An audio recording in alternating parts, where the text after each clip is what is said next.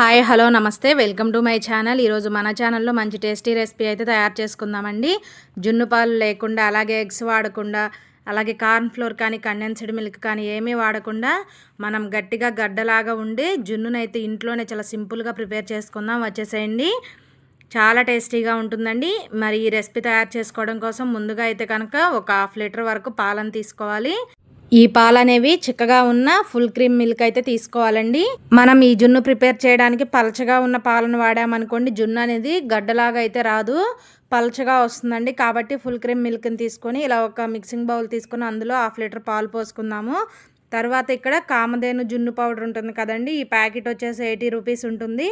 మనకి ఇది ఎక్కడైనా సరే ఈజీగా దొరుకుతుందండి.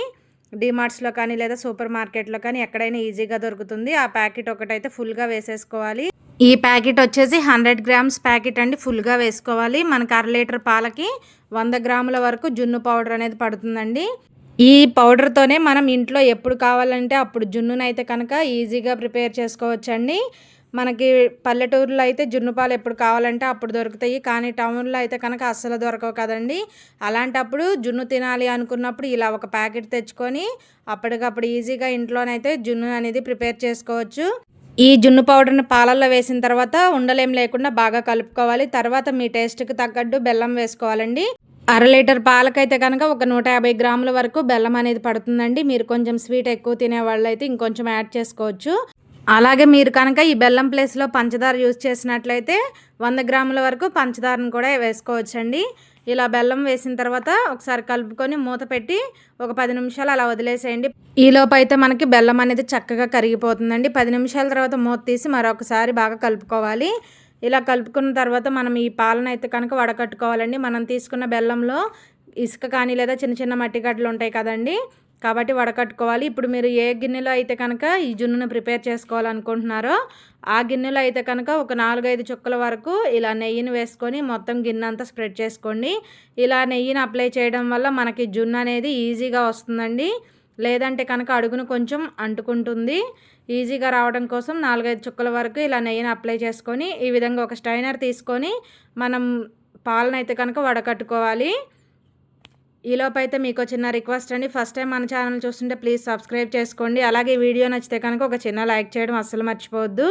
మీరు ఒక చిన్న లైక్ చేయడం వల్ల ఈ వీడియో అయితే మరొక కొంతమందికి రీచ్ అవ్వడానికి హెల్ప్ అవుతుంది. చూడండి, ఇక్కడ ఈ విధంగా జున్ను పాలను అయితే వడకట్టుకుందాము. మనం తయారు చేసుకునే ఈ జున్ను అనేది మరింత టేస్టీగా రావడం కోసం ఇందులో ఒక 1/2 స్పూన్ వరకు మిరియాల పౌడర్, అలాగే ఒక 1/2 స్పూన్ వరకు ఇలాచీ పౌడర్ వేసుకోండి. ఈ 2 వేయటం వల్ల టేస్ట్ అనేది చాలా చాలా బాగుంటుంది.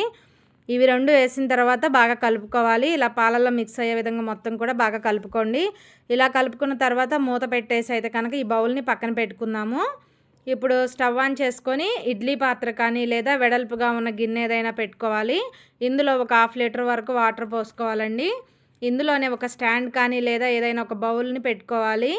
ఇలా పెట్టిన తర్వాత మూత పెట్టేసి ఒక 10 నిమిషాలు అయితే కొంచెం ఈ నీళ్ళని మరిగించుకోవాలి. మనం టేస్టీగా ఇంట్లోనే జున్ను పాలు లేకుండా గడ్డలాగా ఉండే జున్నును అయితే ఇంట్లోనే ఈజీగా ప్రిపేర్ చేసుకోవచ్చండి. చాలా టేస్టీగా ఉంటుంది, తప్పకుండా ట్రై చేయండి. ఇక్కడ చూడండి, నీళ్ళు అయితే కనుక బాగా వేడైనవి. ఇప్పుడు స్టాండ్ మీద అయితే ఈ బౌల్ని పెట్టుకొని మూత పెట్టేసి మీడియం ఫ్లేమ్లో ఒక 15 నిమిషాలు అలా వదిలేసేయాలండి. హై ఫ్లేమ్ పెట్టొద్దండి, మీడియం ఫ్లేమ్లో ఒక 15 నిమిషాలు ఆవిరి మీద ఉడికించుకోవాలి. ఇలా ఈ బౌల్ని పెట్టిన తర్వాత పైన మూత అయితే ఖచ్చితంగా పెట్టుకోవాలండి. లేదంటే కనుక ఆవిరికి వచ్చిన వాటర్ అందులో పడి మనకి జున్ను అనేది చప్పగా ఉంటుంది. కాబట్టి ప్లేట్ను వేయడం మాత్రం మర్చిపోవద్దు. అలాగే పైన కూడా ఇడ్లీ పాత్ర మూత పెట్టేసి మీడియం ఫ్లేమ్ మీద ఒక 15 నిమిషాలు అలా వదిలేద్దాము. 15 నిమిషాల్లో మనకి జున్ను అనేది చక్కగా రెడీ అవుతుందండి. 15 నిమిషాల తర్వాత మీకు మూత తీసి చూపిస్తున్నా చూడండి. ఈ ఆవిరికి వచ్చిన నీళ్ళని ఈ ప్లేట్లోనే పడతాయండి. కాబట్టి ఖచ్చితంగా ప్లేట్ అనేది వేసుకోవాలి. ఏదైనా ఒక స్పూన్ కానీ లేదా చాకు కానీ తీసుకొని ఒకసారి గుచ్చి చూడండి. మీకు ఏమీ అంటుకోకుండా వచ్చినట్లయితే కనుక మనకి పర్ఫెక్ట్గా జున్ను అనేది రెడీ అయినట్టు. లేదు స్పూన్కి అంటుకుంటుందంటే మరొక 5 నిమిషాలు అయితే కనుక ఉడికించుకోవాలి.